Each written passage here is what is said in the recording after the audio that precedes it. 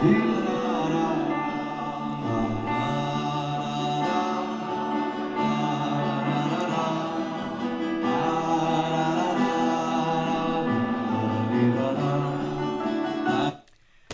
evening. How's everybody doing? Great to be learning with you on a Tuesday. And if it's already night for you on the East Coast, a good Chodesh. A good Chodesh, Chodesh Tov. It's the new month, the month of Iyar, that we are welcoming now. Let's light up the darkness.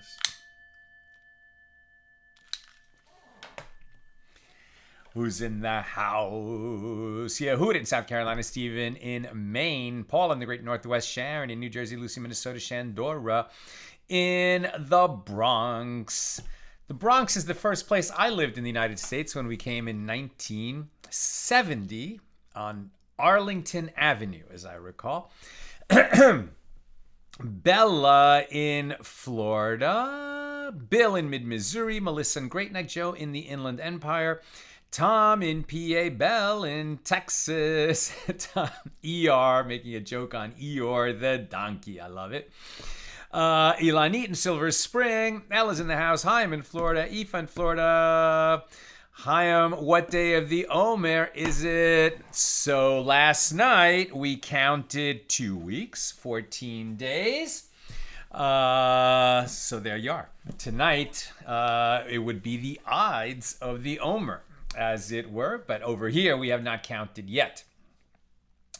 Where are we? Okay, so double daf today. Let's get into it. We have a double page. Gonna help ourselves get caught up on the Daf Yomi schedule. Excuse me. So we're going to be doing pages 64 and 65 here in Tractate Bava Metzia, the 22nd volume of the Talmud. Continuing our discussion, which we'll complete today, God willing, of Mishna number 1 here in chapter 5. Rav Kahana said, I was sitting at the far end of Rav's house of study, and I heard him say, Gourds, Gourds. But I did not know what he was saying, as I did not hear the entire discussion. So after Rav arose and left, I said to the students, what is this statement concerning gourds, gourds, that Rav was saying? And they said to me, this is what Rav was saying. If someone gave money to a gardener to purchase gourds for him, and they were going for the price of 10 gourds for a dinar, and these particular gourds were the size of a span, meaning from the thumb to the pinky. So 10 gourds for a dinar of that size. So the gardener said to the buyer, if you pay me the money now, I will give you gourds a cubit in length, right, from the elbow to the to the far end of the hand. So if you pay me now, I will give you gourds a cubit in length at a later point in time. So is this possible? Do we run into an interest problem, right, where if you pay now and take delivery later, rather than now, instead of now you get small gourds, later you get big gourds, sounds like he's going to get more product in exchange for the benefit of waiting, right? Waiting in exchange for waiting on the delivery. So does that constitute interest or not? Where am I? Okay, so it depends on the circumstances. If the gourds of this larger kind are in the possession of the seller, then this type of sale is permitted. But if they are not in his possession, it is prohibited. As if he gives him larger gourds at a later date for the price of small gourds, then this constitutes interest. It's as if he's lending him the money and in order for it not to be paid now, but rather paid later in terms of the delivery of the produce, he's accepting it because it's going to be a larger amount of produce. Sounds like interest. The difference is he's paying for these specific gourds. Maybe the gourds will keep growing, but if he's buying those gourds, The fact that he's taking delivery later when they will have continued to grow, maybe it's not interest, right? So that's why we say if it's in the possession of the seller, it's not interest. But if the seller's going to have to go out and buy the more expensive, larger gourds later in order to satisfy his obligation, then it would be interest. So the Gemara asks, isn't this obvious? What is the novelty in Rav's statement? And the Gemara answers, the statement is necessary lest you say, since the gourds increase in and of themselves, it is permitted, as the gardener does not perform any action but simply waits for the gourds to grow larger before supplying them. Rav therefore teaches us that this is also classified as interest. So actually I'm wrong. It's not that he can just deliver the same gourds later. It's that he has to have in his possession now the larger gourds. And the Gemara asks, well, in accordance with whose opinion is this? In accordance with whose opinion did Rav rule? He ruled in accordance with the opinion of this Tana, as it is taught in a Baraisa, with regard to one who went to milk his goats, or shear his sheep, or extract honey from his hives. If another person came and found him, and the farmer said to him, whatever milk my goats produce is sold to you, or whatever wool will be sheared from my sheep is sold to you, or whatever honey will be extracted from my hive is sold to you. This is permitted. It is permitted despite the fact that the farmer did not specify precisely how much he is selling, and the buyer may receive more of the product than the current market value would dictate due to his paying for it in advance, as he may also receive less of the product than the current market value would indicate. But if the farmer said to him, such and such an amount of milk that my goats will produce is sold to you, or such and such an amount, meaning a specific amount of wool that will be sheared from my sheep is sold to you, or such and such an amount of honey from what will be extracted from my hive is sold to you, then a transaction of this kind is prohibited, right? Meaning if you're paying now at the market for a certain value, and you're willing to take delivery later as long as they give you more produce when it's delivered later, then we run into the interest problem. But if you simply say, okay, whatever my goats will produce, that's sold to you, then there's some risk there for both sides. Neither one is sure exactly how much the goats will produce, how much milk the goats will produce, or how much wool the sheep will produce. They're just saying, I'm buying out your inventory. Okay, then that's a legitimate transaction. That is not sort of waiting for delivery and taking an increase or interest in return for that waiting. As the farmer is selling to him more of the product than the current market value would dictate and paying for in advance. And the Gemara states its question.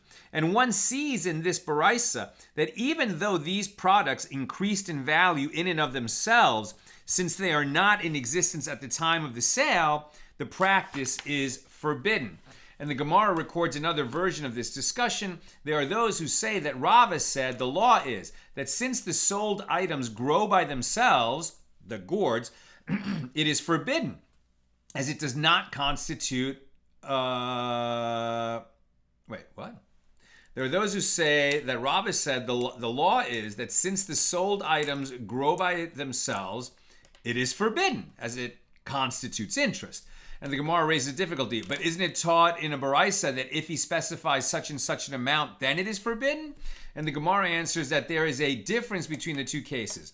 There, with regard to milk and wool, they do not increase in and of themselves. And this is evident from the fact that if they remove this milk from the goat, other milk replaces it. Therefore, the milk or wool that is generated after the sale is not an extension of the milk or wool that was present at the time of the sale. Conversely, here in the case of the gourds, they increase in and of themselves if they're allowed to continue growing on the tree. And this is evident from the fact that when they remove this gourd from the plant, no other will replace it. Consequently, if he sells him gourds now, any additional growth belongs to the buyer, as the gourds are in his possession from the moment of the acquisition. Abaye said, it is permitted for a person to say to another, take these 4 dinars for the future delivery of a barrel of wine. If it sours, it is in your possession and you are responsible. But if it does not sour, then whether it appreciates or depreciates in value, it is in my possession and I accept any loss that results from that change in price. So Rav Sherevia said to Abaye, this transaction is close to a gain and far from a loss for the seller, as he accepts upon himself the risk that the wine may go sour. An arrangement of this sort constitutes interest by rabbinic law. Abaye said to him, since the buyer accepts upon himself the potential loss if the price depreciates, it is considered a transaction that is close to both this and that, as there is the possibility of both gain and loss, and therefore the transaction is permitted. And that concludes our discussion of Mishnah number 1. I was reminded at the start of what we just read when, who was it? It was Rav?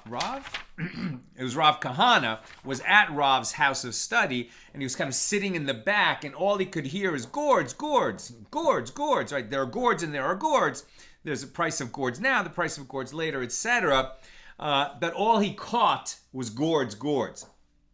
Now, it's not the same as what just happened there, but this morning with Rabbi Manny Chazanov, who I'm learning Chumash with, learning the Torah portion, he mentioned something really interesting, that there's a way to approach the relationship between written Torah and the oral Torah,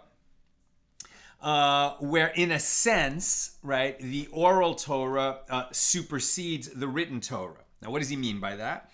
That the written Torah is very, very terse, right? Very terse. And there are many laws that are included in the written Torah without explanation. And we've seen many times how the sages could derive additional laws just from the wording of the laws. And a way to think of it, it's like, Moses was taking dictation from God, right? And he was just writing furiously. And God was really explaining to him and showing him how these laws are going to operate. And Moses was taking notes, right? And so in the same way that you could hear a whole explanation from your professor at school, and you would understand, whatever, how the U.S. Constitution came to be written, and what was going on with Thomas Jefferson and his discussions with Ben Franklin, and then you got this whole thing about how the Constitution ended up one way and not another because of a certain conversation they had, and you just wrote down in your notes, right, Jefferson and Franklin coffee, right? So you understand what that means. Somebody else who came along and read the notes wouldn't understand. They would need the explanation. And so that came up this morning in this week's Torah portion, Kedoshim, where there's many laws and many beautiful laws, including, you shall love your fellow as yourself. But then there's some more obscure laws, like you shall not eat over the blood. Now, elsewhere, we learn that we do not eat blood. That's very prohibited. And then when you slaughter a kosher animal, you actually have to allow its blood to drain out, etc. There's all kinds of stuff about actually eating blood. But now where the Torah verse says you shall not eat over the blood. So what does that mean? And our sages actually learned out, and Rashi comments on this, I think 7 or 8, depending on how you count, different laws from that verse. For example, when the temple is standing, if you bring the type of animal, like a peace offering, where the one who brings it is going to be able to eat some of it will be consumed on the altar, some of it will go to the Kohanim, the priests. So the one who brought it may not begin to eat of that offering until the part of the ritual is concluded in which some of the blood of that offering was sprinkled on the altar, right? So that's one of the laws that they learn out from that verse. And there are other laws that we learn out from it that don't even have anything to do with bringing offerings, right? Now, you wouldn't know that just from reading it. And that's why, and for, the other classic example is where it says that you shall love the Lord your God with all your heart and all your soul and all your resources, and you shall bind these words as a sign upon your hand, right? And that's the law of tefillin. But how would you know that tefillin is a black box with these verses inside and the leather strap, etc.? You would know that from the words, they shall be a sign upon your hand. And so it's this idea that the written Torah and the oral Torah, have to work together because the written Torah was so spare. Even when we get to inside the oral Torah, the Mishnah was meant to be memorized, and it was recorded in a very spare manner, and that's why we need the Gemara to elaborate on the Mishnah. And many of the laws and teachings in the Gemara are also recorded in a very dense fashion, and that's why we need thousands of years of commentary to help us understand what we're learning out from these very terse statements. Okay. We just read that, and that concludes our discussion of Mishnah number 1 here in chapter 5. We are on page 64b, Mishnah number 2 here in chapter 5. One who lends another person money may not reside in the borrower's courtyard free of charge, nor may he rent living quarters from him at less than the going rate, because this would constitute interest on the loan. And the benefit he receives from living on the borrower's property constitutes the equivalent of an additional payment as interest on the loan, right? So if you happen to own a house and you borrow money from me, you own a summer house, a vacation home, and you borrow money from me, so I'm waiting for you to pay me back. And you could say, I wanted to pay you back sooner. I'm going to pay you back. But in the meantime, why don't you take advantage of using my vacation home? That would constitute prohibited interest. I could use your vacation home, but I would have to pay you for it, right? I would have to pay you for it. Using it for free. And now what we could do is that I would deduct that from the amount that you owe me, because then it would be an arm's length transaction, right? I'm paying you for the use of the property, and you would, and then that's a little less money that you owe me since it's a loan. But what we can't do is that you give me a discounted rate or a free stay in your vacation home while you owe me money, because that creates an interest problem. Now the Gemara. Rav Yosef Bar Minyumi says that Rav Nachman says, even though the sages said that one who resides in another person's courtyard without his knowledge does not have to pay him rent if the owner of the courtyard does not suffer any loss from the arrangement, nevertheless, if he lent money to the owner of a courtyard and then resides in his courtyard, the lender must pay him rent. So here we're borrowing a principle not from the law of loans and interest, but from the law of robbery and theft, right? So this is the squatter. So if somebody has this vacation home and he hasn't been there in 20 years and it's just sitting there unused, right? So we've discussed this law before. If the one who, somebody just starts living in it, it's considered an advantage, actually, to have a piece of property occupied rather than unoccupied. And if I lose nothing, because I didn't even know this guy was living there, I was doing nothing with it. There's no wear and tear on the house because that guy is there. And particularly if he has his own place to live somewhere else, then the fact that he uses this house, he doesn't have to pay me for it. Right? Now, if he's costing me any damage, if he's causing damage to the property, wear and tear on the property, if I was going to rent it out this year and then I come and find this guy there, then absolutely I can throw him out or charge him rent, etc.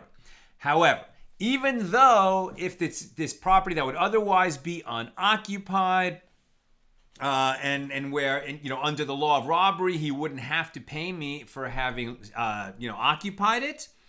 If we also have a situation where I borrowed money from that guy, and then he went and occupied that courtyard of mine, that vacation home, in a situation where normally he wouldn't have to pay me, now he does have to pay me. To avoid even the appearance of interest on a loan between Jews.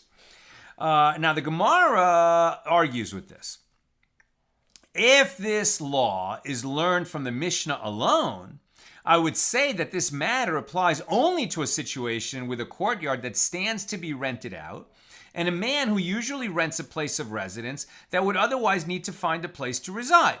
But with regard to a courtyard that does not stand to be rented out, and a man who does not usually rent a place of residence, as he has another place where he could reside, the owner of the courtyard appears to have lost nothing, and the resident appears to have gained nothing, so you might say that he should not have to pay at all. Rav Nachman therefore teaches us that even in that case, he must pay rent in order to prevent the appearance of interest.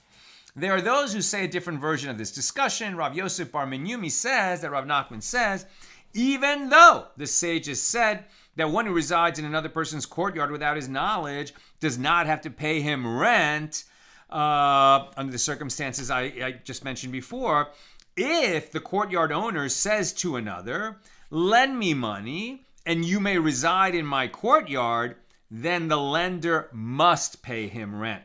And the Gemara analyzes the difference between the two versions. According to the one who said that the lender must pay rent to the courtyard owner if he lent him money without the courtyard owners stipulating any conditions, all the more so would he hold that the lender must pay rent to the courtyard owner if the courtyard owner explicitly stated, lend me money and you may reside in my courtyard, as this indicates a condition obligating the borrower to pay interest. According to the one who said that the arrangement is forbidden if he says, lend me money and you may reside in my courtyard, it is forbidden only in such a case. But if he merely lent him money without any stipulation about the courtyard, it is not forbidden. And what is the reason for the more lenient ruling? Since initially he did not lend him the money with this intention, we have no problem with it, as it is possible that there is no connection between the loan and his residing in the courtyard.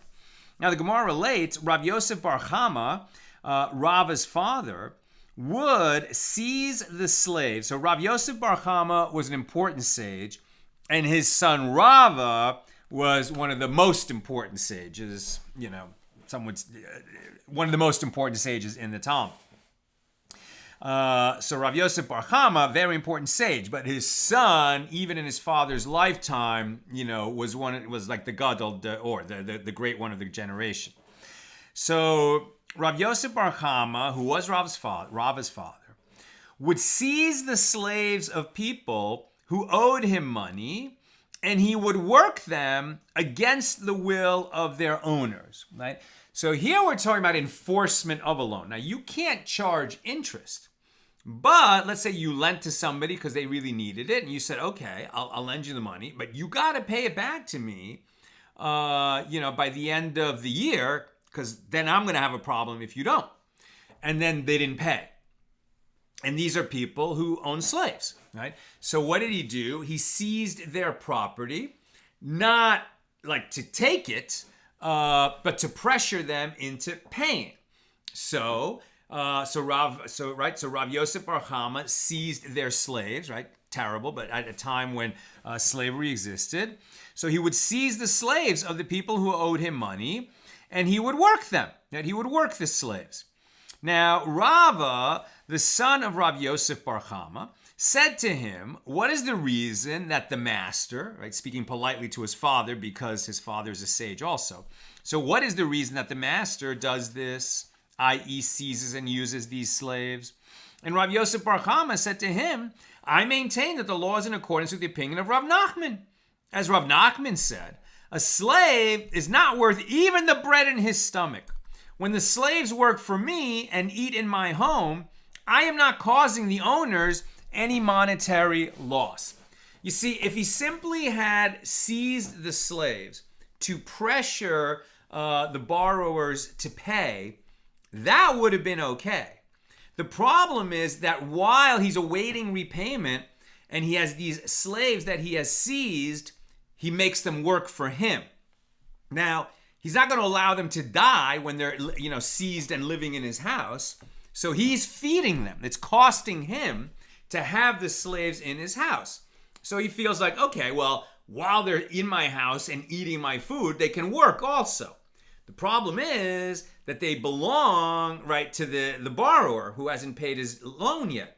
And if he's now has money outstanding, right, that is waiting to be paid, and he's getting benefit from the slaves that are owned by the borrower, then that is a form of interest. Now, his response to his son is, well, it's not interest because I'm feeding them more than the work that they do for me. So, and that's according to Rav Nachman, so it's okay. I'm not causing the owners any monetary loss, which that's going to be arguable, right? How can you say that? If the slaves were in their owner's house, they could be doing work for him. Your argument that the work they're doing for you is worth less than the food you feed them, that's according to you. And that's a pretty pathetic slave. You would hope that any human being can produce more work than what they eat. So Rava said to him, I will say that Rav Nachman said this with regard to specific slaves. What are you talking about? Rav Nachman said that the work that they produce is not worth what they eat.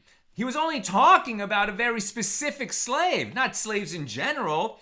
Rav Nachman was talking about his slave, Dari.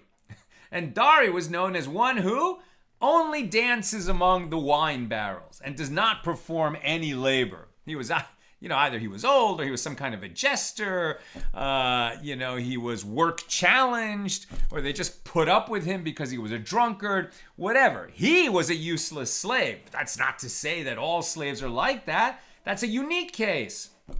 Says Rava, did Rav Nachman say this concerning other slaves? All other slaves perform labor, and their labor is worth far more than their board. So his father said to him, I maintain that the law is in accordance with this statement said by Rav Daniel bar Rav Katina, that Rav says, as he says, one who seizes another person's slave and has him perform labor is exempt from paying the master for the labor of the slave, as it is satisfactory for the master that the work habits of his slave not be undone. Now this would, I imagine what he's talking about here is if you come across your neighbor, your friend, right, and his slaves are just idle because your friend went away, the slaves don't have anything to do, so they're doing nothing. So then as a benefit to your friend and to yourself, you take the slave into your home and just have him do some work so that he doesn't, become a loafer. So that might be permitted, but there's no loan in that situation. Rava said to him, and now we're on page 65a, this statement of Rav Daniel applies when the one who seizes the slave is not owed money by the owner of the slave. But since the master, meaning you, Dad, is owed money by the owner of the slave, this has the appearance of interest. As Rav Yosef bar Minyumi says that Rav Nachman says, even though the sages said that one who resides in another person's courtyard without his knowledge does not have to pay him rent, nevertheless, if he lent a courtyard owner money and then resides in his courtyard, then the lender must pay him rent. And Rav Yosef bar Chama said to his son, I retract my opinion, and I will no longer seize the slaves of my debtors. Truly, Rav Yosef bar Chama was a great sage, right? He was willing to be humble and learn from his son when he was presented with a winning argument. Abaye said, in the case of this one who was owed a dinar of interest by another, and wheat was going for the price of 4 sa for a dinar on the market. So let's just start over. Abaye said, in the case of this one who was owed a dinar of interest by another, let's not rush over that. So what we're saying here is, okay, 2 Jews entered into an illegal transaction because one lent money to the other where the interest on that loan amounted to a dinar, right? So now it's a given in the discussion that follows that the court is going to step in and seize that dinar from the lender and return it to the borrower. Right? Because you can't lend to your fellow Jew at interest. So if 2 Jews do that, maybe they didn't know what the law was, maybe they flouted it, but then the court found out about it, they step in and remove the interest that one received and give it back to the other. Now, the question that's going to come up is, well, what if the form of the interest payment was different than money? And as we'll see. So Abaye said, in the case of this one, who was owed a dinar of interest by another, and wheat was going for the price of 4 sa for a dinar in the market, and the borrower gave the lender 5 sa of wheat as the interest payment. So when we, meaning the court, remove the interest that the lender took from the borrower, we remove only 4 sa worth of, that is worth 1 dinar from the lender. As the other additional sa is a discount that he granted him, it is merely a favor and not counted as part of the interest. Rava said we take all the 5 sa from him, as all the wheat initially came into his possession in the form of interest, and therefore it is all classified as interest, right? I borrowed illegally from my friend, and the amount of money, and then I paid him back the loan with interest, right? And the interest took the form of wheat, right? And so we know that according to the agreement that he and I made, I owe him 1 dinar worth of interest. So I say, okay, I'll give you the dinar worth of interest in wheat. And wheat is going for 4 sa per dinar. And I actually give him 5 sa because, hey, we have a good relationship. Thanks a lot for helping me out. The interest is just 1 dinar. I'm going to actually give you a little extra because I'm glad that we were able to do this. And, it comes in units of 5 anyway. So just take the whole thing and God bless. So when the court steps in, you might think, well, the interest was 1 dinar worth, which is 4 sa of wheat. This guy gave 5, let the extra sa, which wasn't paid as interest, it was just some kind of a bonus, some kind of a gift, let the lender keep that. And the answer is no. The only reason that any extra was paid is because it was an interest payment. So even this little gift that was added, the court will reverse that as well. And Abaye said, in the case of this one, who was owed 4 dinars of interest by another, and the borrower gave him a cloak, right, a garment, as payment for it, when we take the interest from the lender, when we step in and undo the interest on this loan, when we take the interest back from the lender, we take 4 dinars from him, but we do not take the actual cloak from him, as the giving of the cloak is considered a sale. Rava said, no, we take the cloak from him. And what is the reason for this? So that people should not say that the cloak of people should not say that the cloak so-and-so is wearing is a cloak procured as interest, right? So remember, interest is illegal in loan transactions between Jews, and because that's such an important law, the fence around the Torah is that anything that even has the appearance of interest, the sages are going to be very negatively disposed to it and quite likely rule it illegal. However, as we're soon going to see, there are situations where it really isn't interest, even though it resembles interest, and where it is going to be permitted. Now, Rava further said, consider the case of this one, who was owed 12 dinars of interest by another, and the lender rented a courtyard from the borrower that was generally rented for 10 dinars, but he rented it to him with the price inflated to 12 dinars. And the borrower agreed to forego the entire rental payment, thereby effectively repaying the 12 dinars of interest. When we take the interest from the lender, we take 12 dinars from him to pay for the rental. As this was the amount of interest, he is considered to have collected from him. Rav Achav Difti said to Ravina, but let the lender say to the borrower, if I were to rent it now, I would pay not 12 dinars, but only 10. And when I rented it from you for the higher price, it was because I profited from it by not having to pay for it. But now that I am not profiting, I will rent it as everyone else rents for 10. And the Gemara responds, this claim is respected. And we say to him, you considered and willingly accepted it for the price of 12 dinars. And that concludes our discussion of Mishnah number 2. Now, Mishnah number 3, where we get a little deeper, where is it interest or is it not?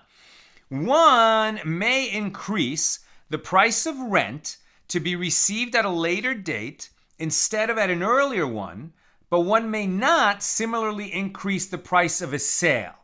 How so? What are we saying? If a courtyard owner rented his courtyard to a renter, and the owner said to the renter, if you give me the payment now, the rental is yours for 10 sela per year. But if you pay on a monthly basis, it will cost you 1 sela per month, which will add up to 12 sela per year. This practice is permitted, despite the fact that he charges more for a monthly payment. However, if the owner of a field sold his field to a buyer and said to him, if you pay me now, it is yours for 1,000 dinars. But if you wait and pay me later, for example, at the time of the harvest, then it will be yours for 1,200 dinars. This transaction is prohibited as interest. And rather than me breaking it down, I will let the Gemara explain why. The Gemara poses a question. What's different in the first clause of the Mishnah and what is different in the latter clause? Why is the additional charge for a later payment permitted in the case of rent, but prohibited in the case of a sale? So Rabbah and Rav Yosef both say, the law is that the obligation to pay rent is incurred only at the end of the rental period, and therefore in this case, since its time to be claimed has not yet arrived at the beginning of the rental, the early payment is not considered that you are giving value in return, that a lender is receiving value in exchange for waiting to be repaid, right? That's what interest is. You receive value according to how much time you have to wait until the loan is repaid. But that's not what's happening in a rental. The idea here is that when you rent, even if you pay the rent in advance, truthfully, you only have used the land as a rental, right? You have only used it so that at the end of the rental period, when you have occupied it for the full rental period, is when the money truly would become due. And why does this matter? Rather, the opposite is the case. The higher price is the value it is worth, and that which he says to him, if you gave me payment now, it is worth 10 sela a year. This is a discount. So really what you're saying is this courtyard rents for 1 sela per month, right? So if you want to pay on a monthly basis, you're going to end up paying me 12 sela. If you want to pay in advance, I'll give you a discount. There's no interest component to this. It's not that you have a choice to pay 10 now or 12 later. And if you take the choice to pay 12 later, it's like interest is being paid because you didn't have to pay the whole 10 now. Rather, the real value is 12 sela for the year. But if you pay in advance, you get a discount. That's if we're talking about a rental. But if you're talking about the sale of a field, where you say, okay, the field is worth 1,000. So if you pay me now, it's 1,000. But if you want to wait and pay me at the harvest time, when you're going to have more money because your crop is going to be in, and then, you can pay me then, but it's going to cost you 1,200 instead of 1,000 dinars. Now you see the problem. Now the seller of the field is essentially lending to the purchaser this 1,000 by agreeing not to take it now. But since when he does receive his 1,000, it's going to be later, and it's going to be not 1,000 but 1,200. That is a loan at interest, and that is why it is prohibited, right? Says the Gemara. By contrast, in the latter clause of our Mishnah, since it is a sale and the owner of the field wants to take the money from now, if he agrees to a later payment at a higher price, this is therefore considered payment for waiting, and that is forbidden. And Rava said the sages examined this matter closely and established that this law is derived from the verse that states from Leviticus 25:53, like a hired laborer year by year. It is derived from this verse that the obligation to pay rent on a property or on an item that you're renting is incurred only in the following year. The true obligation is after you have used the property at the end of the period. That's when you really owe the money. If you pay in advance and you can get a discount, it's because you're paying in advance, not because it was a loan. Now, the Mishnah teaches, if the field owner said, but if you wait and pay me at the time of the harvest, the field is yours for 1,200 dinars, this is prohibited. So Rav Nachman said, tacit interest is permitted. This is called tarsha. In other words, one may make a contract for a sale with a later payment date at an increased price, as long as he does not specify that the higher price is due to the delay, but merely states a price and a date. Now, this is very interesting, right? So if you say, look, I'll sell you the field today for 1,000 dinars. If you want to pay me at the harvest time, then it'll be 1,200. Prohibited, right? Because it's clear that in that transaction, the reason he would take the money later is because of the waiting. However, what you could say is, I will sell you this field today for 1,000, or I will sell you this field at harvest time for 1,200. Then you could make an agreement about whether the guy can farm the field in the interim, and that might have, and that would allow him to maybe, make some money or have some more money later, or raise the crop, or have rights to the crop, or be a sharecropper. But that would be a separate understanding. So sometimes there is a trend, effectively, if you say, well, I'll sell it to you now for 1,000, I'll sell it to you later for 1,200, you're just naming a price and a date, and you're not indicating that the price is different because of waiting. You're just talking about this is the price on this date, and this is the price on that date. So even though it's very similar to interest, and that's why it's called tacit interest, it's not interest, right? Rami Bar Chama raised an objection to Rav Nachman. And some say that it was Rav Ukba Bar Chama who raised the objection to Rav Nachman. The Mishnah states, but if you wait and pay me at the end of the harvest, the field is yours for 1,200 dinars. This is prohibited. Rav Nachman said to him, there's a difference between the two cases. There, in the case of the Mishnah, he fixed the price for him as interest, as he explicitly stated that there was an additional cost for paying later. Whereas here, in the case concerning which I stated my ruling, he did not fix it for him as interest, but merely quoted a higher price if you buy it later. Rav Papa said, my tacit interest arrangement that I offer customers is permitted. Now, what was Rav Papa's type of tacit interest? It's where I sell my liquor at the times when the market price is low, and I agree to have the buyer pay me for it later when the market price is higher. I say this is permitted. What is the reason for this? My liquor would not be lost were I to store it for a while, and I could sell it later, right? I could just store it in my warehouse. I don't need the money right now. I could just sell it later. I could therefore simply hold it to sell at a higher price later. I sell it early because it is I who am performing a beneficial matter for the customer by selling to him earlier without demanding immediate payment. And so therefore, this is not interest. Rav Sheshes, the son of Rav Idi, said to Rav Papa, what does the master see to indicate that you should follow yourself? Meaning, why do you think that you should consider this matter from your perspective, that you don't care whether you sell it now or later? Later you'll get a better price, so you could wait. So as a favor to your customer, you're willing to sell it to him now, when prices are lower, as long as he pays you later when you could have sold it later anyway. So you don't care, but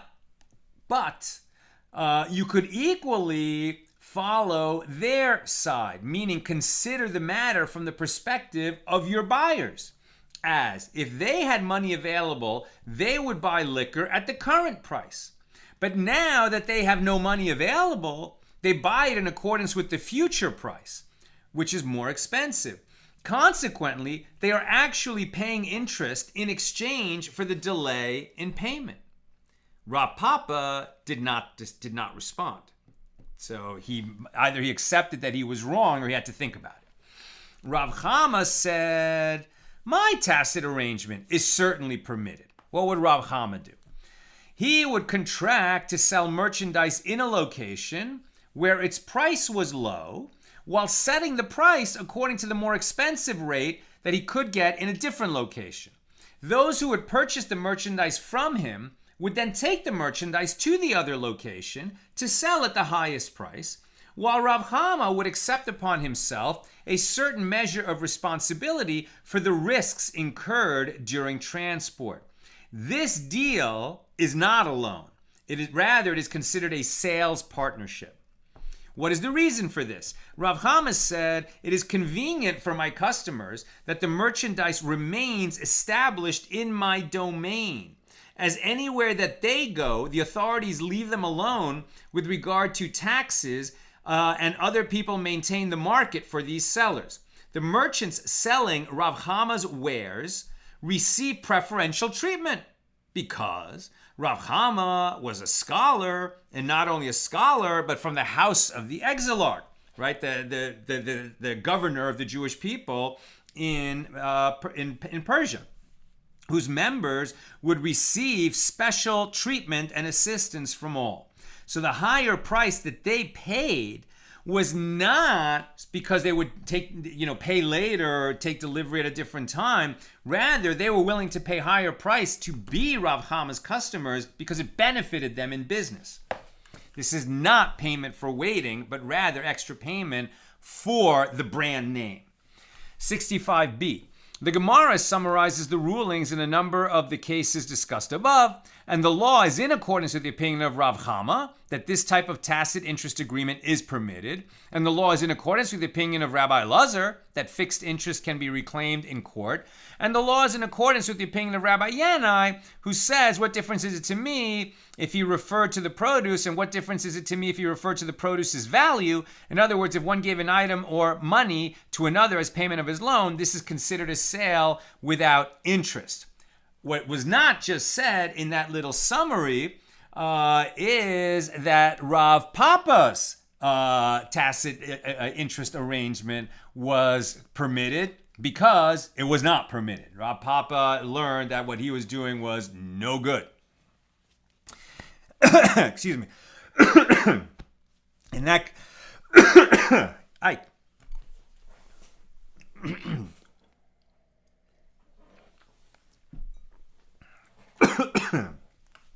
Okay. Mishnah number 4. Here in chapter 5. If one sold another a field, and the buyer gave him some of the money, and the seller said to him, so whenever you wish, bring the rest of the money that you owe me, and take possession of the field at that point.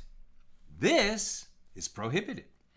If one lent money to another on the basis of the borrower's field, serving as a guarantee, and said to him, if you do not give me the money now, and instead delay your payment from now until 3 years have passed, well, then the field is mine. So then after 3 years, the field is his. That is permitted. This is permitted even if the field is worth more than the amount of the loan. And this is what Baitos Ben Zunin would do with the consent of the sages when he lent money. Right? So you can extend a loan that you're not going to get interest for it, but you can use property as collateral to be a guarantee for the loan that if they don't pay it back by a certain time, you're going to seize the field. Even if the field is worth more than the amount of the loan, the parties can agree to that, and that's not going to violate the terms of interest. But what about the first clause of our Mishnah? That he says to him, okay, you give me some of the money that you're purchasing this field with, that's the deposit, and then, okay, whenever you finish paying for it, then you can take the rest of the field. What's wrong with that? Let's see. Gemara. The ruling of the Mishnah is unclear, as it requires clarification. So in a sale such as this, when the buyer has made only a partial payment, who enjoys the profits of this field in the interim period until the entire transaction is complete? That's what the issue is. You're giving me a deposit on the field that I am selling to you. When you finish paying it off, you can take the field. Got it. Who is farming the field in the meantime? Who gets to benefit from it, right? If I'm going to just keep using the field as it is, as if it was mine, and you've given me a deposit on the field, well, then didn't you buy part of the field, but I'm still farming it for myself? That's going to create problems. Or if you start farming the field before you've paid it off, right, then how are you allowed to do that? So we're going to have to define who gets to use the produce of the field while it's being paid off. So Rav Huna says the seller enjoys the profits until he receives the full payment, while Rav Anan says in the meantime they deposit the profits in escrow with a third party until the transaction is finalized. And the Gemara comments, and Rav Huna and Rav Anan do not disagree. This one is referring to a case where the seller says, when you bring all the money, you will acquire the field. Whereas that one is referring to a case where he says at the time of the transaction, when you bring all the money, you will acquire it from now, meaning retroactively to now, you bring the money later. And the Gemara relates, Rav Safra taught the following laws of interest as a baraisa of the school of Rabbi Chia. Sometimes they are both permitted to enjoy the profits of the field in this partial payment in a sale of a field, as this does not constitute interest at all. Sometimes they are both prohibited from doing so, and sometimes it is permitted for the seller to enjoy the profits of the field but prohibited for the buyer, and sometimes it is permitted for the buyer to enjoy the profits of the field and prohibited for the seller. How so? When Rav Safra taught this baraisa, Rava answered after him in explanation. Sometimes they are both permitted to benefit from the field. For example, if the seller said to him, acquire the field for yourself in accordance with the measure of your money. So he effectively acquires the field incrementally in small portions, and this is certainly permitted. I'm going to sell you this whole field for 1,000 dinars. Right now you're giving me 100 dinars. Okay, you get 1/10 of the field. That's your 10th of the field. You can start farming that immediately. I will continue farming the 9/10 that I still owe.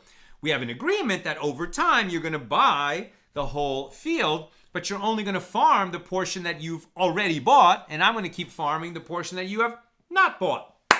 No problem, and we both get to farm the field according to the amount that we each own. Sometimes, however, both the buyer and seller are prohibited from benefiting from the field. For example, if the seller said to him, when you bring the money, you will acquire it all from now. So that is starting to become a loan. If the seller enjoys the profits until the remainder of the money is paid, he has clearly taken interest, right? This guy owes me. I'm selling him the field. He owes me, right? And he hasn't paid. I'm selling him as of now, but he hasn't paid me all the money yet.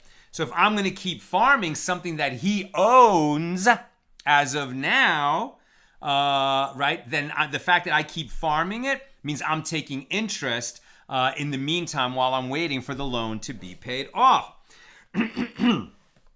And this is clearly interest. If the buyer never makes the final payment, the field will remain the property of the seller, and his partial payment is returned, and the field will be considered a loan given to the seller. If the buyer enjoys the profits of the field in the interim, then he will have taken interest. So that's why both are prohibited, and any produce that's grown during that period would be placed in escrow to find out, did the deal go through or not. Rava continues, sometimes the seller, I'm almost done by the way, so questions or comments, please get them in now. Rava continues, sometimes the seller is permitted to benefit from the field and the buyer is prohibited from benefiting from it. For example, the transaction is considered interest from the perspective of the buyer, but not the seller.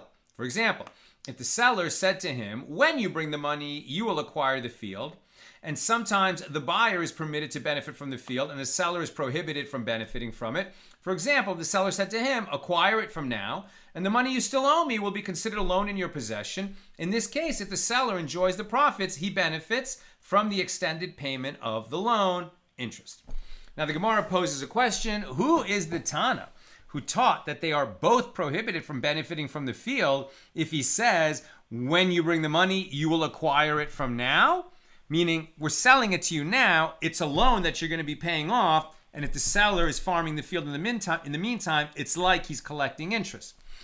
So Rav Huna, the son of Rav Yehoshua, says that the opinion of this Tana is not in accordance with the opinion of Rabbi Yehuda.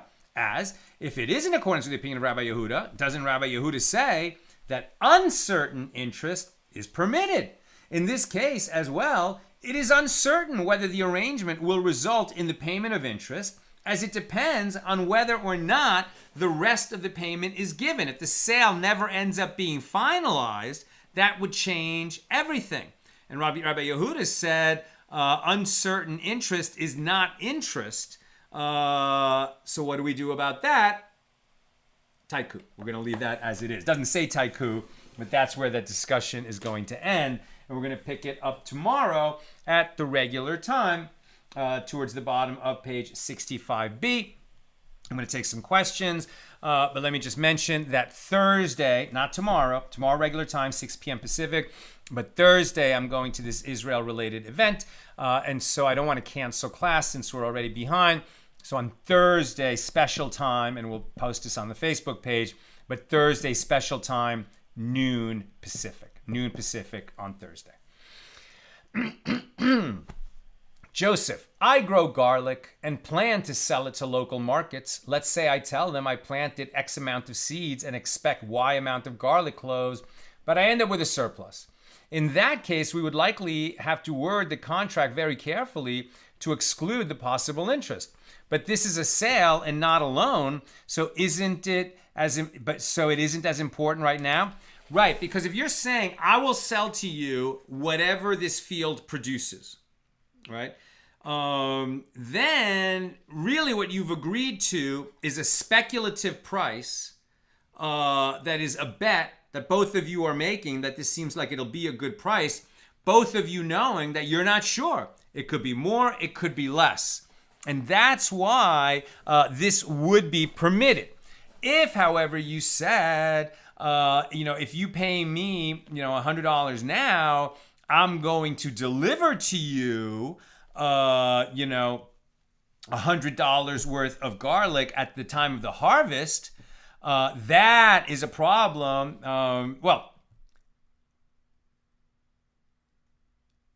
I guess if you said, and right now, let's say garlic sells, for 1,000 cloves for $100. And so you say, at the harvest time, I'm going to deliver to you 1,000 cloves.